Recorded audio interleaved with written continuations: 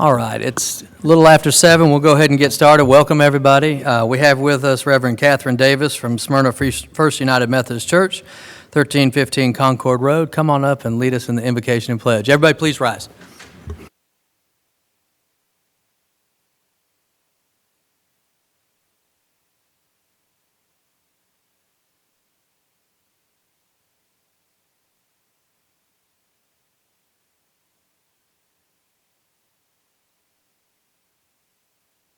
In the recent days have been impacted by the storms, and we ask that you continue to bring restoration to those communities.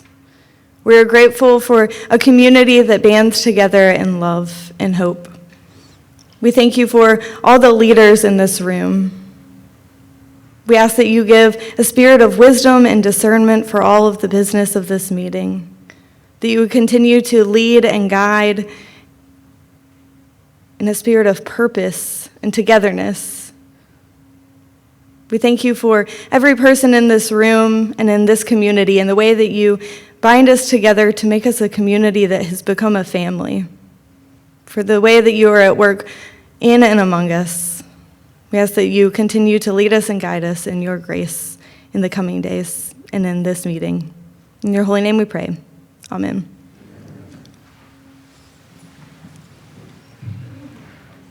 I pledge allegiance to the flag of the United States of America and to the republic for which it stands, one nation, under God, indivisible, with liberty and justice for all.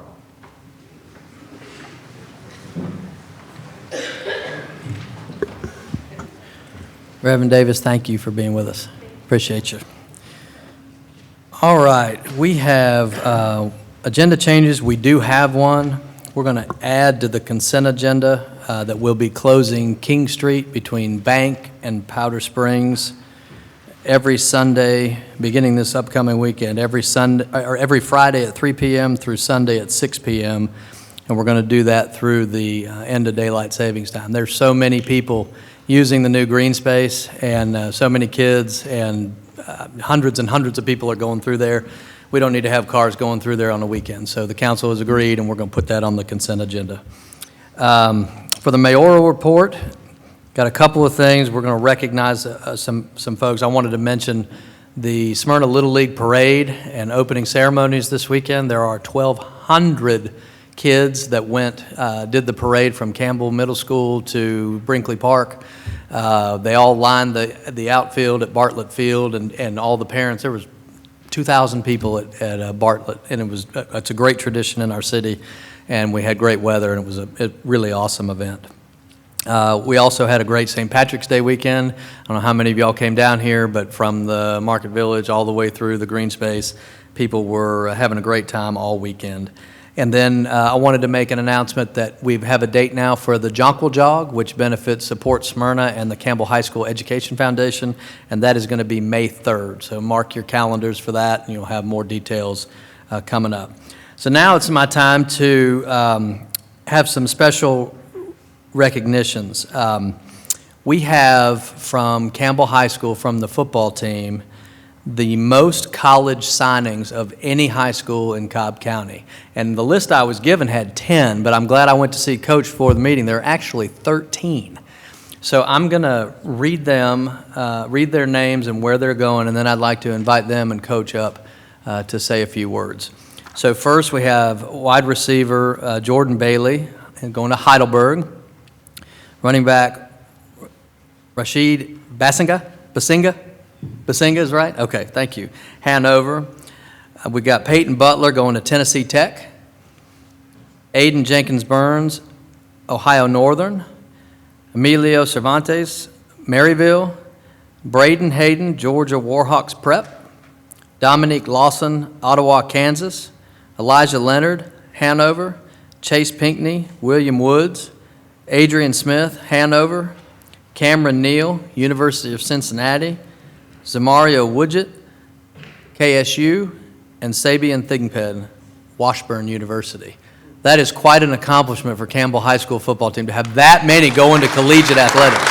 Y'all come up and be recognized. Coach, come on up. Boys, come on up.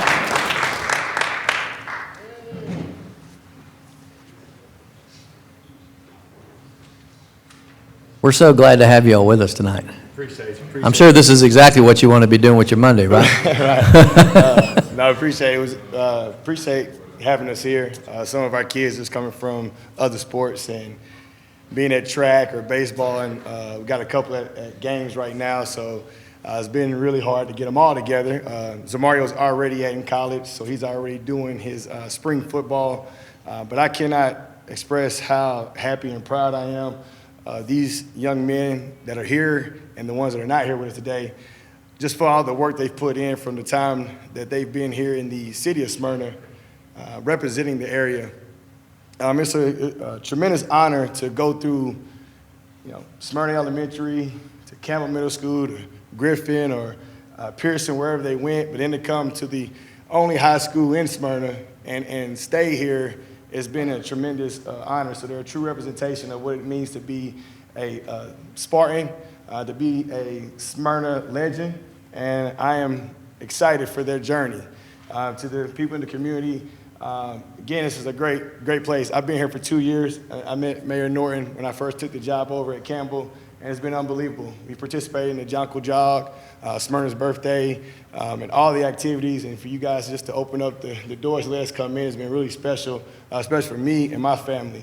I'm excited. Hopefully we can get more people to be a part of our organization, be part of Campbell, continue to make the school wonderful and the best place in Cobb County, but not just the best place in Cobb County, to try to make the best place in the state of Georgia. So again, thank you for having us here tonight. I truly appreciate it. Look forward to coming back as we continue to try to match this number.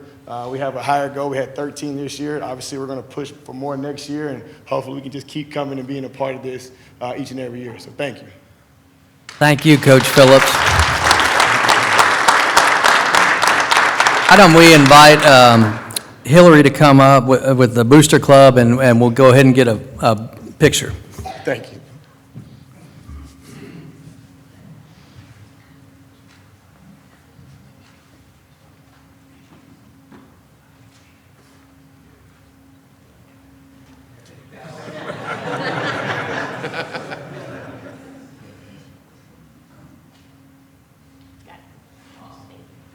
Hey, congratulations.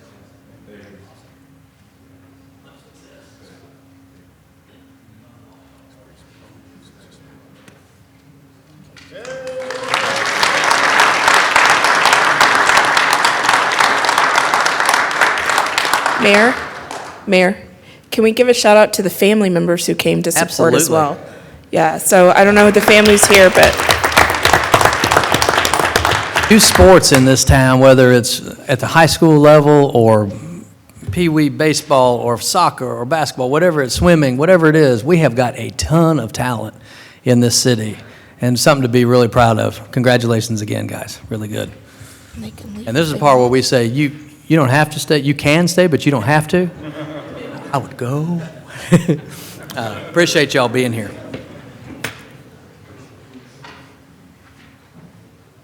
All right. While they're going to enjoy the rest of their evening, we'll move on with the agenda. The next thing we have is proclamations and presentations, and Smyrna Fire Chief Brian Marcos is going to give us an update on the strategic plan from the fire department. Thank you for being here, Chief. Yes, sir. Good evening, Mayor and Council. It's my honor and privilege to present the Smyrna Fire Department strategic plan. This has been a long time coming for us. This is the third strategic plan in 127 years of our department's history. And what's unique about this particular plan is that in 22, after being appointed fire chief, this body supported us in consulting with Dynamics Consulting, which helped us deliver our first community risk assessment. This is the city's community risk assessment, which allows us to understand our risk in our community and build strategies off of those risks to determine how we prioritize and build programs. And so this was very important for us because it really informed our strategic plan. The other part about this that makes this plan unique is that we had a lot of involvement in external stakeholders and even internal stakeholders within the department participate. At all the community events that we've had, we were surveying and reaching out to citizens for their input on expectations and priorities that they had. And you won't be surprised that getting to them fast is important, having the right resources is important, So it was very informative. It helped us develop the 11 major goals that you see on the screen now. We took our time and went out to the Cobb Chamber of Commerce for an off-site visit where we took 20 members of our Smyrna Fire Department, from one-year folks all the way to 30-plus-year veterans, to have input on what this looked like. So we feel very good about the participation and where this roadmap is into the future. And I'm excited to tell you, I've got some members here that participated as well, but this is a huge milestone for us because we are pursuing agency accreditation, and one of the 3 legs for us is having our self-assessment completed, having our CRA completed, our community risk assessment, and now our strategic plan, which we are now a candidate to become an accredited agency in that process, which is only 13% of the fire departments across the country reach that gold standard. And so I hope within 18 months to 2 years, you're going to see this fire department be the gold standard that we all know it is, but we'll have it proven and validated through the Center of Public Safety Excellence. With that, thank you, Mayor. I'm happy to answer any questions around the strategic plan. Any questions for Chief? I'll just say thank you for all you and the department does. We're talking about youth sports right before. I can tell you that we have the best first responders, whether it's police, fire, EMS, anywhere in the state. And y'all go about your jobs, and we go about our lives, but you're always there. And let me just tell you something, y'all. When you need them, we got the best in the business.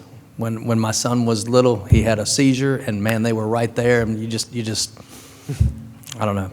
I'm so pleased with what y'all are doing and how you're doing it and how you serve this community every day. Thank you very much. Sir. It's our honor. And if they'd like to learn more about the strategic plan, they can go to smyrnacityfire.com and take a look at the plan themselves, or come to one of our community open houses if they have any questions. But thank you for your support. Thank you, Mayor. We appreciate it. I noticed on your on the presentation there the picture of a nice new fire engine. Nice that you added that. There is a push-in ceremonies this Wednesday at 10 at Station 2 if they'd like to come and see it. So they had that thing at the Smyrna Little League Parade, and that was people were it's sharp. Like that a lot. Yeah. Thank you. Thank you, sir.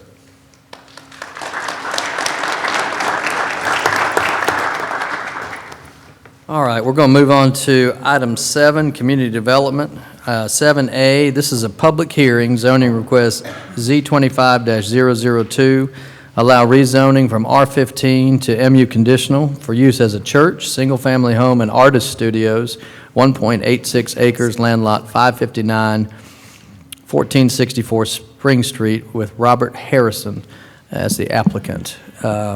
Joey, you want to tell us about this, please? Yes, sir. Good evening. Joey Stobbs, Planner 2 with Community Development. This is rezoning case C25-002. Applicant is Robert Harrison. The Planning and Zoning Commission recommended approval 6-0 in their February meeting. The subject property is 1464 Spring Street. It's the location of Spring Street Baptist Church. Currently, there is a church there, a residential structure, and then 2 accessory buildings. This rezoning would be from R15 to MU conditional, to keep the home there, to keep the church there, and then to allow art studios in the 2 accessory buildings. This would require a future land use change from moderate density residential to mixed use also, to be compatible with the mixed use zoning district. And this is the property. This is the home on the property. The church will remain a church. It's got two congregations that meet there. And then here would be the artist studios. And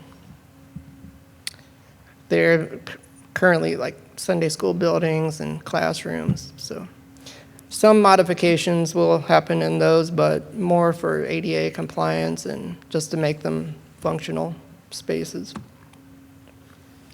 And the bottom part of the property is a stream buffer.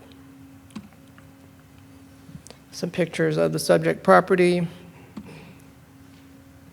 and adjacent properties. And staff is recommending approval of the rezoning from R15 to MU conditional. with the following conditions. One, the zoning would restrict the property to only these 4 uses: dwelling, detached, attached, multifamily, townhouse, and condominiums.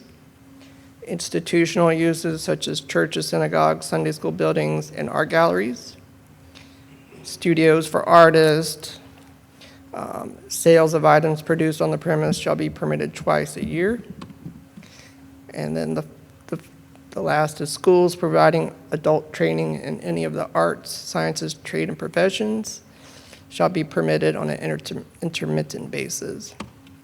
Number 2 are all of the uses in section 20 that are not allowed. They're just listed out. But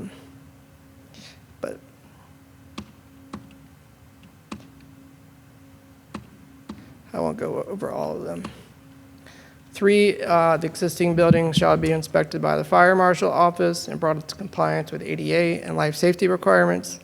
4, the parking lot shall be restriped and brought into compliance with ADA requirements.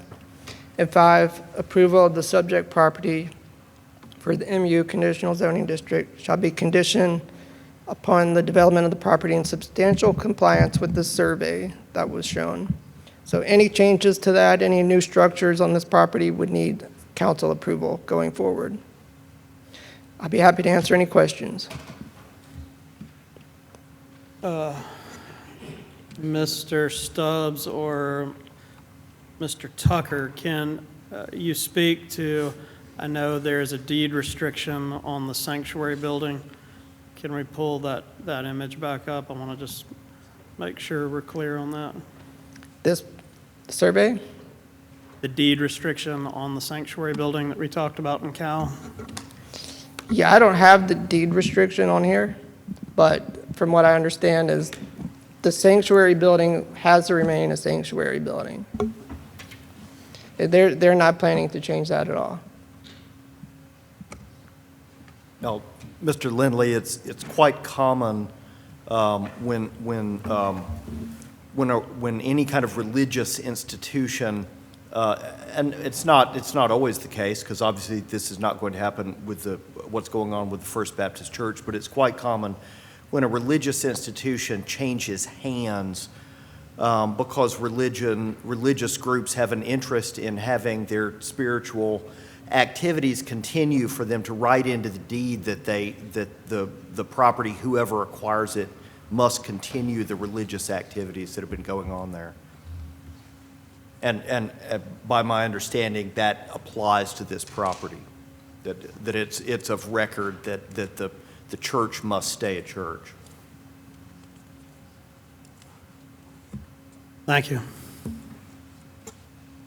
I got a question, and maybe this is better for the applicant. I'm curious how many artist lofts we're going to be able to do in that space is my first question. And my second question is under 1, and I hadn't planned to ask this, but I just saw it. Of all the uses under that zoning category listed under number 1, it's painters and all jewelry and different things. I noticed that gymnasts are in there. Why are they in there? Because I don't anticipate any gymnastics going on in there. No, I just did not eliminate all of the different, I wanted to keep it open, but I doubt there will be any gymnasts there. Robert, you're not going to have any gymnastics in there, are you? Any other questions for Joey, and then I'll invite the applicant up. Not for Joey, for the applicant. Okay. Robert, you want to come up?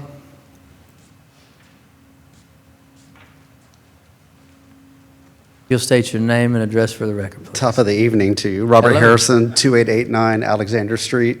I'm hurt that you would think that I'm not into gymnastics. I mean, I don't know if you are or not. I just don't, It's just a little bit. No, I'm not sure where that came from. I think that's just part of I it. can I assure think you, that's I will just not be things- doing gymnastics in there. Okay. If I fall off a ladder, that's the closest I come to that. So How many lofts are you going to be able to put in there? How many? there's 2 buildings that will be artist studio spaces. There's a middle building, and that currently is divided into classroom spaces. It was built as a schoolroom. So there's 9 rooms.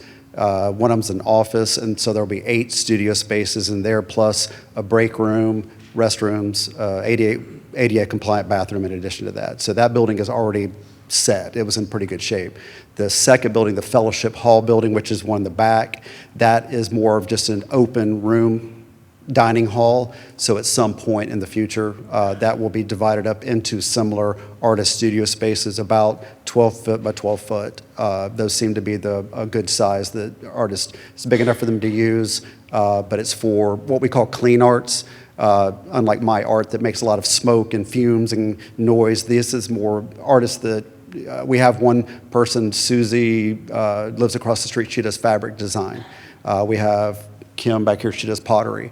So those type of arts that go well together in a space where you don't annoy each other too much. And so that's the primary use for those two buildings is more the clean art.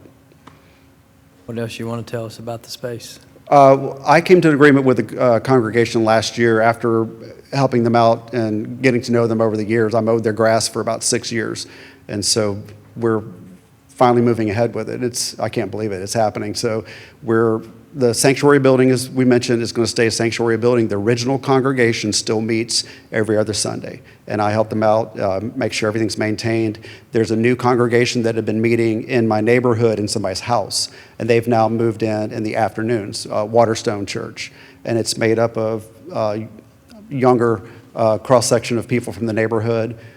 So they're going to be the residents of the sanctuary building, and there's classroom spaces, like Sunday school spaces inside that building. And as to the deed, yes, the deed restriction applies. It's going to stay a sanctuary anyway. That was the plan all along, regardless of the deed restriction, so it works out fine. And then the middle building is artist studio spaces. The back building, eventually, art studio spaces. It'll need substantial renovation. At some point, I'll pull a permit, we'll get approved designs, but not yet. And then there's a house on the property that Kathy lives in. She's one of the original members there.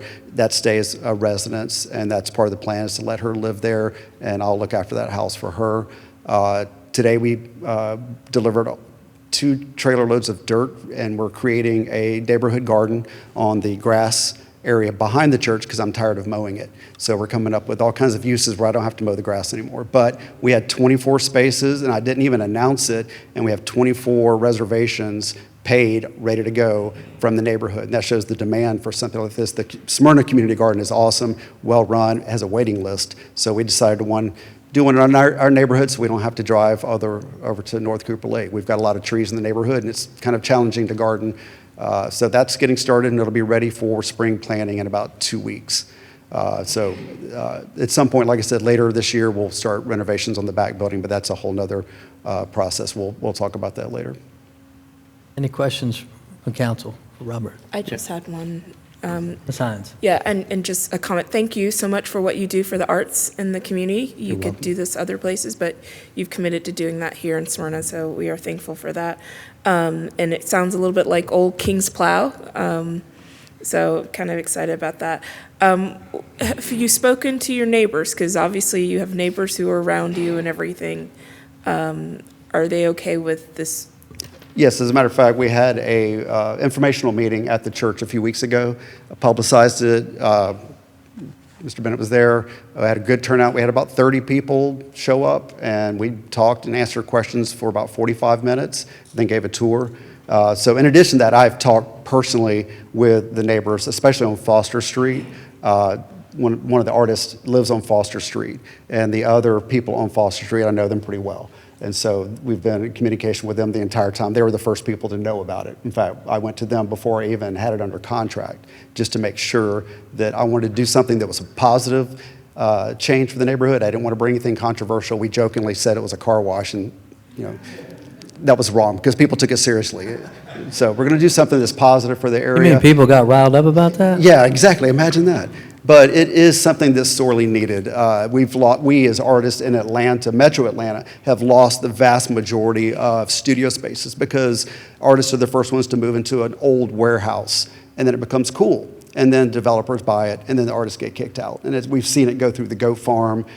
King Plow was completely unaffordable for most people. So I wanted to bring something to Smyrna that was similar to King Plow, Goat Farm, you name it, the Metropolitan, that has become either unavailable or unaffordable. And I've seen how it is has a halo effect on the area. Once you bring in the artists and you have classes there. And so one of the plans for the back building is small studios, but to leave at least one room, semi-large, like maybe 30 people, so that we can have a classroom. And so any of the artists that have studio spaces on site, they're able to teach a class. And it's for the community, it's for the neighborhood. It's not, to make a big profit on, but we need that here. We've come a long way in the past 2 or 3 years, and I think it's time to build on that momentum and keep it going. Any other questions? Mr. Gould. So, Robert, thanks for what you do. Two things. One, you reached out to me, and I assume all the other council members, and talked about the program, your ideas and stuff, which is really helpful. And we appreciate that, right? So you hear from you firsthand. But secondly, I really want to thank you for what you do, as LaTonya said, for what you do for the arts community. Like you're going to host another art show for the Campbell High School IB art program, right? So you open up your home, literally open up your home to allow the student artists come in and other folks. So really appreciate what you do for the community and your willingness to step up and to be creative and help, keep Smyrna a great place to live. So thank you very much. I see the potential, and we lost a lot of that community vibe during the pandemic, and it's just now starting to thaw out. And I see people wanting, like I said, with the community garden filled up like that, and I see people want more things like that to get together and have reasons to get to know your neighbors. And it's extremely important. You've heard me. Everybody's heard me. So I don't need to go on about that. But I'm excited. I can't tell you how excited I am. This is something I've been thinking about for years. So to see it actually happening is pretty wild. Anybody else? Thank you. Thank you. All right, this is a public hearing. We'll go ahead and open that up, and if you want to speak for or against this item, come on up and be sworn in by our city attorney.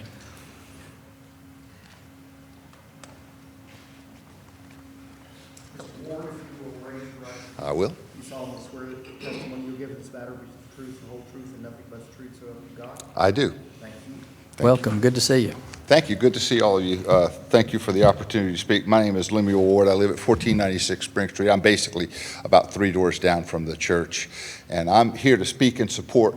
I've been here many times in opposition to overdevelopment, but here I am wholeheartedly in support of what Robert is doing. Williams Park has always been more than just a group of houses. It has had a certain vibe, if you will. It has also been a real, true neighborhood. But in terms of what something like a community garden and artist space will bring, is much more important to us than simply bringing more houses. And it also stabilizes something which has been the apple of many a lustful developer's eye to try to overdevelop here. And I know Robert well, and I know he's going to be a good steward of this property and going to prevent that kind of thing. The idea that Robert has brought here is something that I am fully in support of, and I hope that you'll vote in favor of it. Thank you for the opportunity to present, Mayor and Council. Thank you for being here. Anybody else? All right, we'll close the public hearing. This is in Ward 3. I'll turn it over to Councilman Lindley. Thank you, Mr. Mayor, and thanks to Mr. Harrison for, as several have noted, for your work in the community, but particularly with your work on this project. I know you care deeply about Williams Park, and it shows in how you went about this, so I appreciate that. I wish everybody that came before us had done that sort of legwork, so thank you, and look forward to much success on that site. With that, motion do pass. Have a motion to pass, seconded by Mr. Welch. All those in favor, please vote. Have it by hand. All those in favor? And that's approved 6-0. I should note Councilwoman Wilkinson was unable to be here this evening. Before we move on to the next agenda item, I need to announce that the Smyrna Citizens Academy is with us this evening. And how many, is Carson in here? There must be, it's the biggest class I've ever seen. There must be, how many are there? 20? 25? This is a group of folks who are taking time away from their families to learn about the processes and departments in the city. And and just get a better feel for how their community operates. And I just want to tell y'all how much I appreciate you publicly for doing that. I told y'all earlier, I've never seen anybody go through that process who has wished that they didn't. They always learn and are glad that they did. So appreciate you all being here tonight. I'm sure that Robert was worried that y'all were going to speak against his thing, but with this big crowd. But no, I just appreciate y'all's time and for being here. With that, we'll move on to item B. This is also a public hearing. This is zoning request Z25-003, allow rezoning from MU to LI conditional, 1.21 acres, land lot 492, 2201 Dixie Avenue, Gordon Brands. Joey, tell us about this, please. Yes, sir. This is Z25-003. The applicant is Gordon Brands. The P&Z board recommended approval 6-0. And you can see my presentation is brand appropriate now with the new branding. The property is 2201 Dixie Avenue, 1.2 acres. This property was rezoned to MU conditional in 2019. The applicant wanted to have a residential structure on the property. That structure is gone. He's adding a new storage building on the property now, so we thought it would be appropriate to revert back to the light industrial zoning that it was previously. The land use is industrial mixed use, which will stay that way. It is surrounded by Cobb County heavy industrial. So this is the property. This is where the new storage building is. There's some buildings on the property and some chimneys there. They'll all stay that way. The only new thing is the storage building. Here's some pictures of the property. So we're recommending approval of the rezoning from MU to light industrial conditional. The following conditions: a building permit required for the storage building. The 2019 rezoning required 10 feet of right-of-way dedication. We're following that recommendation. The structural integrity of the existing structures should be inspected by the fire marshal and building official. And 4, it is conditioned upon the development of the property according to the survey that was shown. I'll be happy to answer any questions. Any questions for Joey? Covered it all. Thank you. We'll invite the applicant up now. Mr. Brands? Good evening, Mayor, Council. Evening. How you doing tonight? Good. Have any questions? I'd be happy to answer them. Any questions at all? Anything else we need to know? It's storage buildings. Pretty straightforward. Yeah, that's it. All right. Appreciate y'all's approval. This is a public hearing. Is there anybody who wants to speak for or against this item? Come on up and be sworn in. Seeing none, we'll close the public hearing, and I'll turn it over to Councilman Lindley. Thank you, Mr. Mayor, and thanks to the applicant. I got to visit with him a couple of weeks ago, and happy to see his business expanding in Smyrna. With that, motion do pass as presented. A motion do pass. Do I have a second? Second by Mr. Pickens. All those in favor, please vote. We got to do a hand vote again or no? Okay.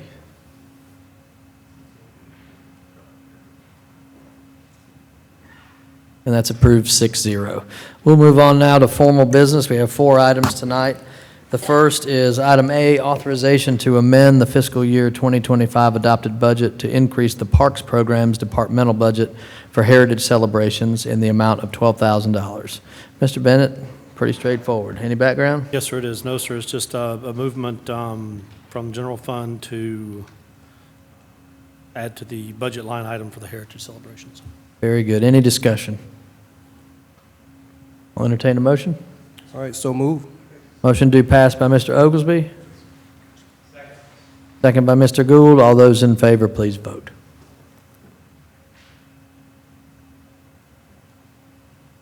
And that's approved 6-0. Item B, authorization to approve the reclassification of the Public Safety Systems Administrator position to System Administrator and transfer the role from the Police Department to the Information Technology Department to establish a team of system administrators within IT to oversee all the city's major software systems. Mr. Bennett, any background, please? Yes, sir. The police department's public safety systems administrator position is currently vacant due to a retirement, transferring its responsibilities to the IT department. This reclassification request seeks to establish a team of system administrators within IT to oversee all of the city's major software systems. This creates a dedicated team that will enhance cross-training opportunities and provide additional support for police, fire, and citywide operations. This request will reclassify the public safety systems administrator to a system administrator while maintaining the pay grade of Government 12. Additionally, it will formally transfer the position from the police department to the IT department. Thank you, Mr. Bennett. Any discussion from council? All right, we have a motion to pass by Ms. Hines. Do I have a second? Second by Mr. Oglesby. All those in favor, please vote.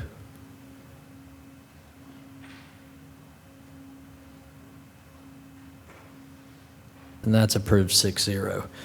Move on to item C, authorization for approval of a professional engineering services proposal from Croy Engineering, 200 Cobb Parkway North, Building 400, Suite 413 in Marietta, in the amount of $1,218,395 to be paid from the 2022 SPLOST for the Tolleson Park Aquatic Center development, and authorize the mayor to sign and execute all related items. Mr. Bennett, the background, please.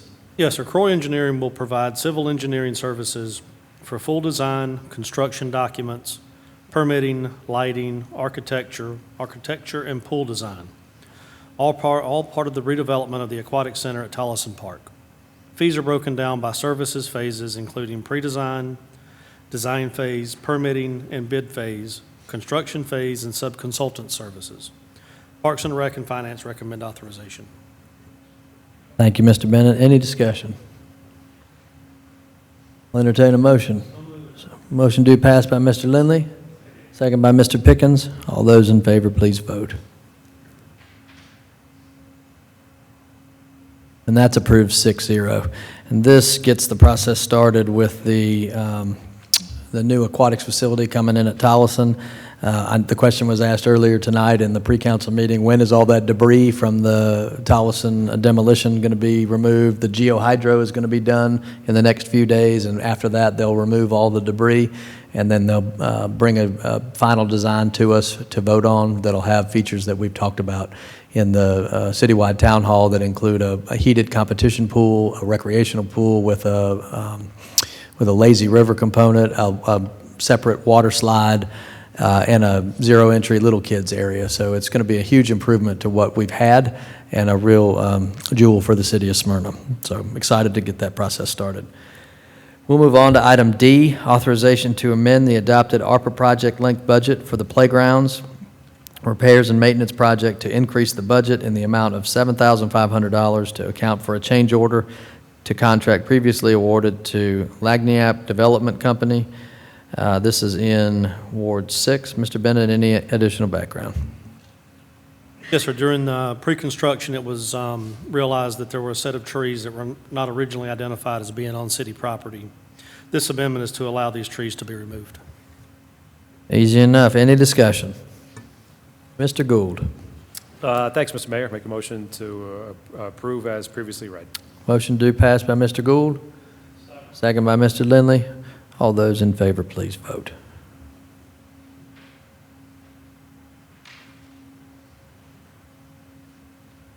Who are we missing? Nobody. It's approved 6-0. Next is the consent agenda. Mr. Bennett, can you please read the consent agenda for council approval, and don't forget to add that item for closing King Street, please. Item A, MIN 2025-046, approval of the February 27th, 2025 Committee of the Whole meeting minutes. Item B, MIN 2025-047, approval of the March 3rd, 2025 Mayor and Council minutes. Item C, ATH 2025-046, approval for Atkins Park through event coordination by Redbird Events to hold the 23rd Annual Crawfish Boil in the Market Village, taking place on Saturday, May 3rd, 2025, from 11 a.m. to 11 p.m., the outdoor music ending at 10 p.m. And for delivery and setup will begin on Friday, May 2nd, 2025, and all event festival items will be moved off the roadway by midnight on May 4th, 2025. with equipment pickup on Monday, May 5th, 2025, with approval to include associated street closures as noted in the background. And item D, ATH 2025-044, authorization to approve road closure at 1201 Hill Street for the period of 4/7/2025 to 4/11/2025 for the installation of a new decorative speed table. Then item E, Mr. Bennett, I have the wording for you if you'd like. go ahead.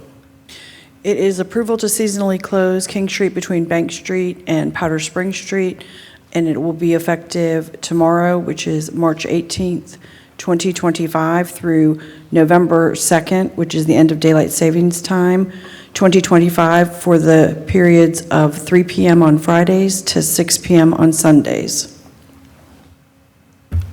You'll have a motion to approve the consent agenda. So moved by Mr. Lindley, second by Mr. Pickens.